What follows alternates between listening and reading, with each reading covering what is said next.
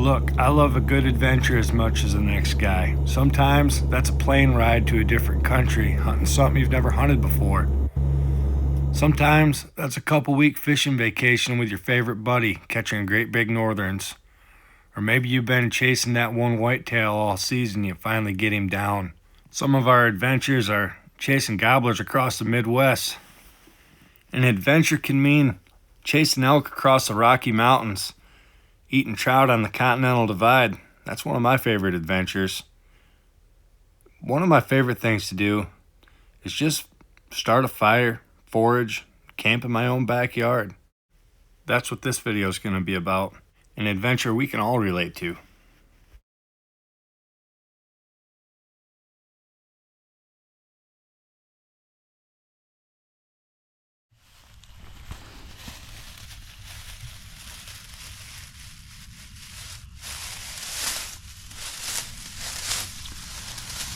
Some of this dry grass. It's actually just weeds, not grass, but it's nice and dry, and it's been raining the last 3 days straight, so trying to find areas to get some dry stuff to start a quick fire here.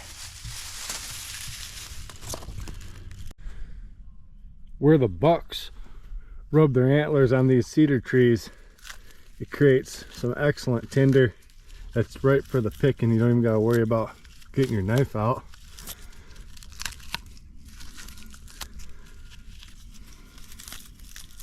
It's usually almost always off the ground and dry.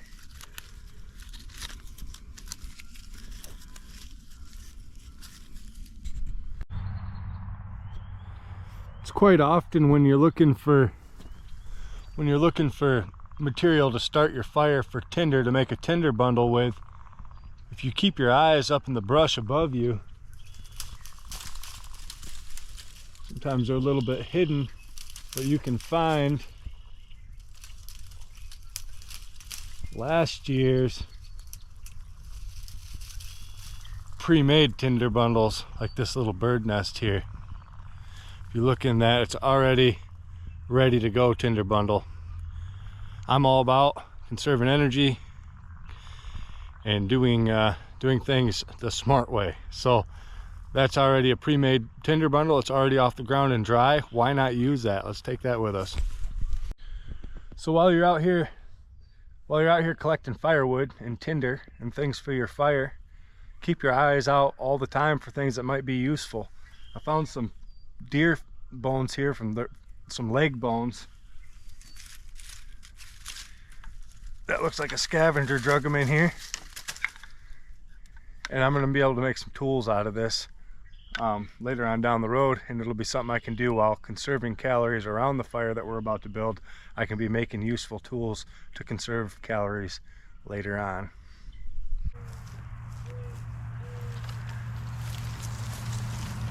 So if you have a place with two trees this close together, rather than chopping all of this with your hatchet and ruining the edge on your hatchet over time, and you're going to spend a lot more calories taking this hatchet and whacking it and beating the crap out of this wood than you were if you just wedge this in between two trees and pull.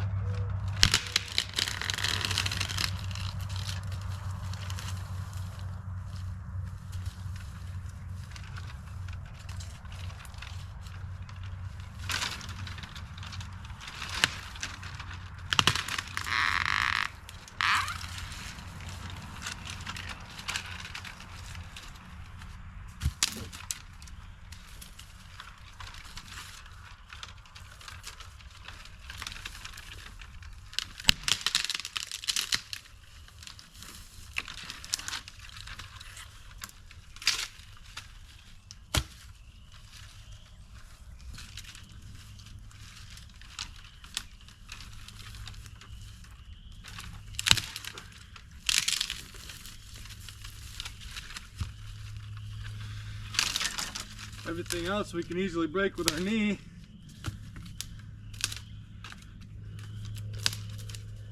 So we just went and harvested quite a bit of firewood there. minimal effort without getting our hatchet out. I don't like sharpening tools any more than I have to.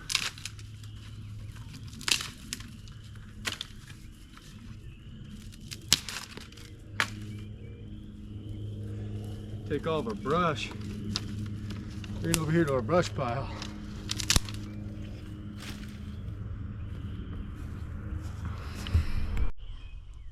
So while I'm out gathering everything to get this fire going, stuff for tinder bundle, things of that nature, I'm also keeping my eyes out for easy meals to cook around this fire. Most of the time when you're out breaking through sticks, gathering firewood, animals aren't going to be the easy meal, unless you're finding grubs and things in your wood, which that's kind of last case scenario for me. I'm not above it, but it's not my first go-to. Something just as easy and fast, and that's really good for you, is something I found right here. So right here we got some nettles coming in, and when they're young like this, they're really good. They're good when they're something else that we can add to the pot. Sorry, the sun's shining right on my face. I probably look like I'm glowing. I guess I'm an angel. My mom would tell you I'm no angel. But anyways, something else we can add to our pot of greens here is right down in here. If you pay close attention, pretty much everywhere you go, there's clover. Most states have it. It's in your front yard. Everything on this plant's edible. The blossoms are really good. This is high in vitamin C, get your fibers, things like that. Depending on who you talk to, you don't want to eat too much of it. So we're going to pick some to add to the pot, but we're not going to eat too much of it. I've ate a lot of it and never had any issues at all. Right down in here as well, we got some wild strawberries, which are going to be better later on in the year. But right now we're going to go for this clover. It's going to be more beneficial for us. We're going to get a handful of that for the pot as well. So there's not very many of these growing this early in the year, so I'm pretty lucky to have found this. But dandelions are another easy pick for us, and you can eat pretty much every bit of this, besides you don't want to mess with the stem. So actually my grandma used to make all kinds of stuff out of dandelions. But you can eat the leaves as well as the flower and pretty much every part of this. For our meal today, we're going to pick up some of this while we're at it, because it's just so easy to grab. Okay, earlier I mentioned that I was coming across some wild strawberries, that they'd be better later in the year. I'm coming across a whole bunch of them, and I want to make a note just because I don't want you to think that you can't eat the plant itself. You can pick the leaves off wild strawberries and add that to your pot too. I just want to reiterate though that everybody if you're going to do this kind of thing, you need to know what you're eating. Don't just pick anything off the ground. If you even question that it may or may not be something, don't worry about it. It's not worth getting sick over. There's plenty of edible things that are easy to identify. So if you come across something on the ground and you're like, well, it kind of looks like this or that, but I'm not sure, just leave it alone. It's kind of pointless. To me, it's pointless to get yourself sick when it's so easy to find a lot of very easily identifiable food. Anyways, we're going to pick some of these wild strawberries, add that to our salad as well. And then what we're going to end up doing is, after I get a pouch full of stuff here, we're going to add it all to a kettle. We're going to cook it into a tea. We'll drink the tea, and then all the steamed vegetables we'll eat. And to me, that's my favorite way to do it. And that's how you get the most out of a little, I guess. The most out of a little, that's a good way to put it. But that's our plan. The sun's starting to go down, so we're going to forage our way back to the fire, get a fire going, and go from there. Okay guys, I was on my way back to the fire and I came across some purple-headed dead nettle. This is actually not from America, but it grows everywhere here now. It's good to eat and it's good for you. You can use this as a coagulant and stuff, so we're going to grab a whole bunch of this and add it to our stew. And if you were smart, and if you were in a wilderness situation where you were going to be there a while, you would save a bunch of this to help treat wounds and things like that. like you would yarrow down the road. So here's our pile of greens that we collected today, and our kettle with some water in it. The water is going to be boiled, obviously, so that's going to be good to go. Michigan's full of water sources, by the way, and that's where I live, so water's extremely easy to get. Obviously pretty easy to boil if you're good at starting a fire.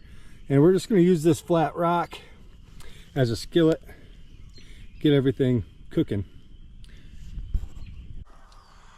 All right guys, so we got everything we need to get our fire going, except for we're in an area here that could easily catch on fire with all these pine needles. So before we get anything going, we're gonna clear a spot down to the dirt.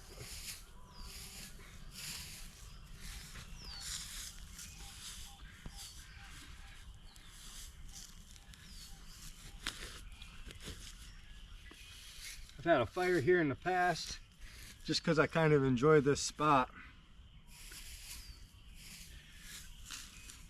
You guys can't see it from your point of view, but from my point of view, I can see the sun setting just over this hill.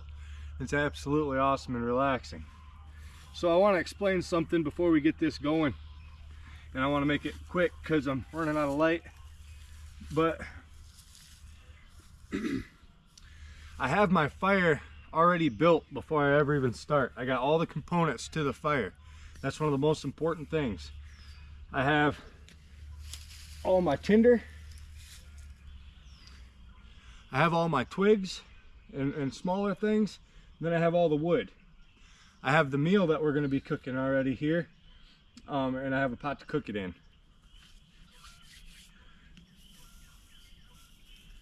I say meal, but it's just going to be a steamed salad. Sometimes that's alright though. I'm typically a meat eater, but I like my salads too. So what I'm doing now is I'm taking all of this and I'm making it into all this fine tinder, and I'm making it into finer tinder.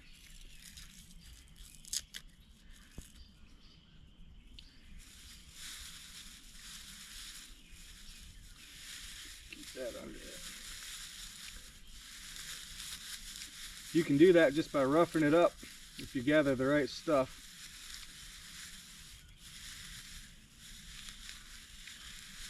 Tomorrow we'll have to do a bow drill. I simply just ran out of time today. So we're going to use a flint, or a rod I should say.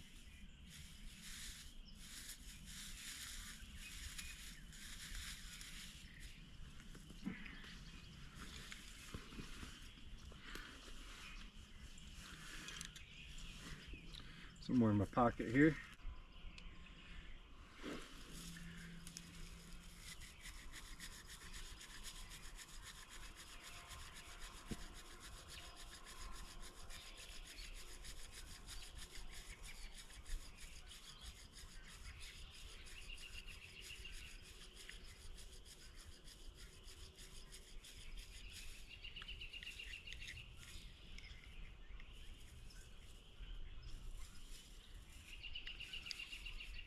This doesn't take, we're going to try that bird nest. I've had good luck with that.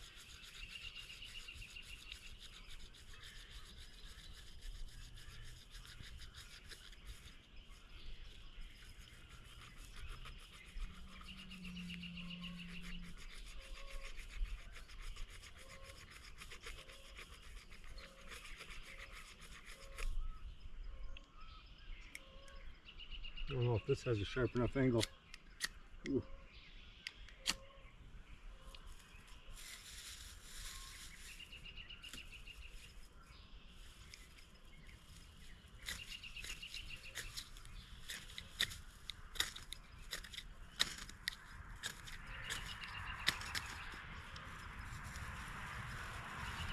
There we go.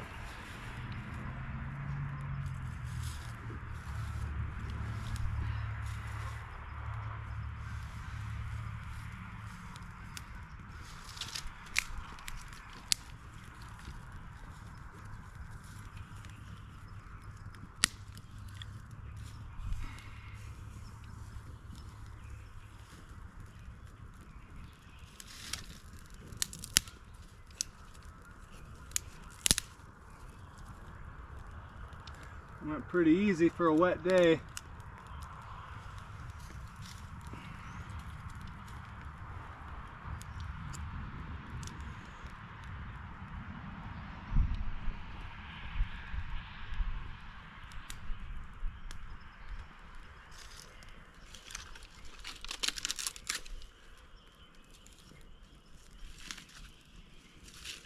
All the cambium layer of this bark, good stuff.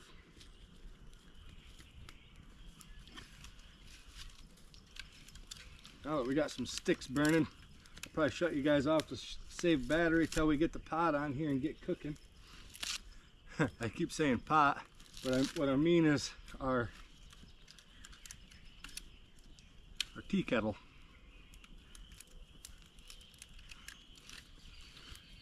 Make sure you keep track of your ferrule rod. Don't want to lose that. Yeah, we got this going good now.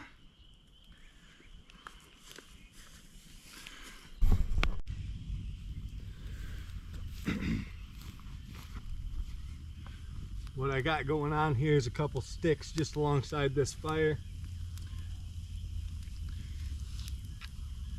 Put our flat rock on there. I say sticks, but they're more like small logs, I guess.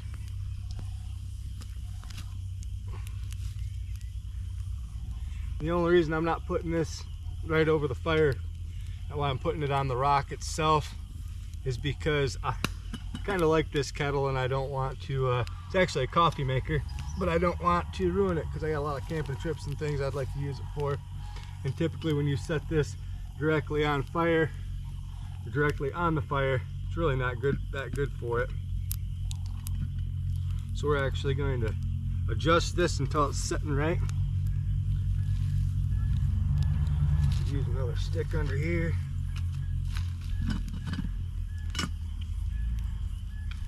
Or possibly just spin the rock if it's not too hot.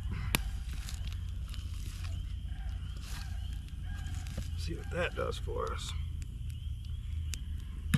Oh yeah. That was the ticket. Okay, now we're going to keep heat beside it. I like to keep a fire going beside whatever I'm cooking. And I'm going to move some of these coals directly underneath this rock. Get things cooking.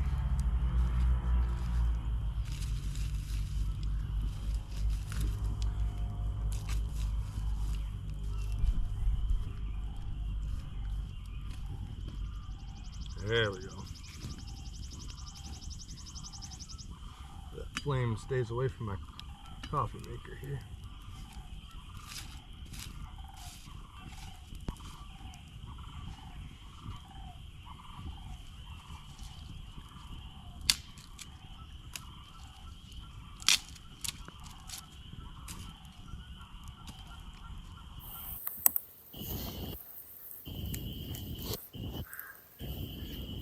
Alright guys, so what we've done is we've sat here by the fire, relaxed for the day, just let our tea stew here. Now we're going to have our wild greens. First going to have it as tea. And then we're going to have the greens themselves.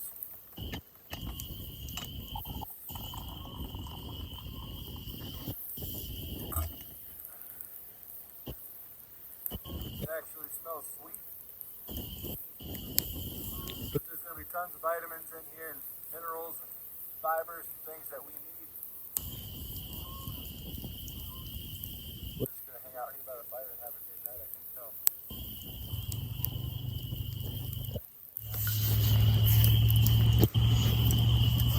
Alright, so here's our greens on a stick here. They smell really good. I've let them cool down just a little bit.